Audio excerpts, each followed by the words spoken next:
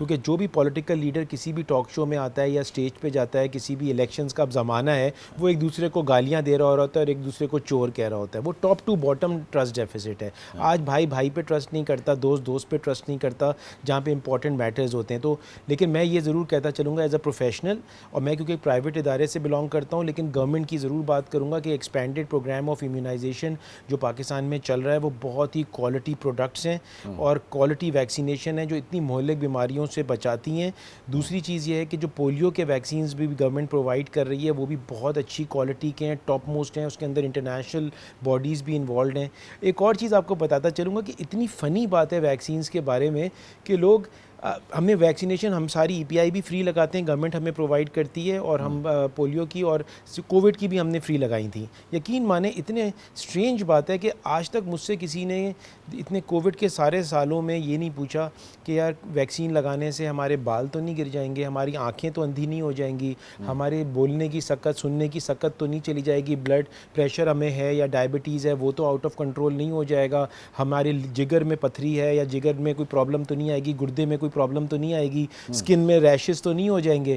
یقین مانیں پاکستانی پاپولیشن کو کیا سکھا رہے ہیں کہ ان کو ایک ہی پریشانی تھی جو کہ نہیں ہوتی کہ بچے پیدا ہو سکتے ہیں کہ نہیں ہو سکتے. تو اب اگر آپ دیکھیں نا کہ یہ اویئرنیس کی بات کرتے ہیں, میں سمجھتا ہوں فالٹ گورنمنٹ کا نہیں ہے, فالٹ ہم سب کو خود بھی اپنی آگاہی کرنی چاہیے. ہم لوگ ایسی جو واٹس ایپ میسیجز ہیں وہ ہم ایسی فارورڈ کر دیتے ہیں. اب ثنا مکھی کا کیس سنیں آپ, وہ بیسکلی دیا جاتا ہے ڈائریا کرانے کے لیے جن کو قبض ہوتا ہے, پیٹ کھولنے کے لیے. وہ کووڈ میں کسی نے پھیلا دیا.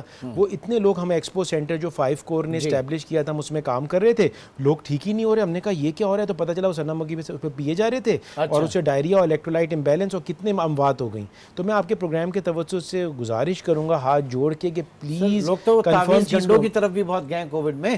وہی ٹرسٹ ہے نا. دیکھیں ہمارے پاس تو لوگ جو ہے نا اللہ پہ تو ٹرسٹ نہیں کرتے, تو پھر دوسرے پہ کس پہ ٹرسٹ کریں گے. صحیح. تو یہ ضرورت ہے کہ ہم نالج بڑھائیں, جینوئن لوگوں سے پوچھیں, مستند ڈاکٹروں کے پاس جائیں. اب ہمارے پاس کبھی بھی ڈیٹا انالیسس کریکٹ نہیں ہو سکتا جیسے آپ نے جو فگرز دیں, کیونکہ ایک تو سینسز ہی صحیح نہیں ہو رہا, صحیح پاپولیشن سب سے بڑا المیہ تو ظاہر ہے پھر اس کا. اچھا دوسری چیز یہ ہے کہ عطائیت بہت زیادہ ہے.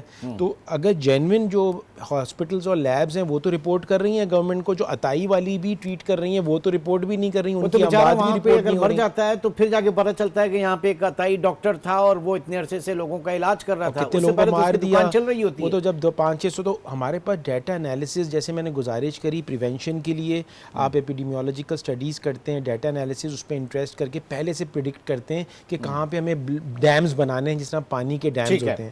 اور دوسرے جو ہیں وہ سائملٹینیسلی آپ کے پاس ڈیٹا کریکشن ہونی بہت ضروری ہے کوئی بھی پلاننگ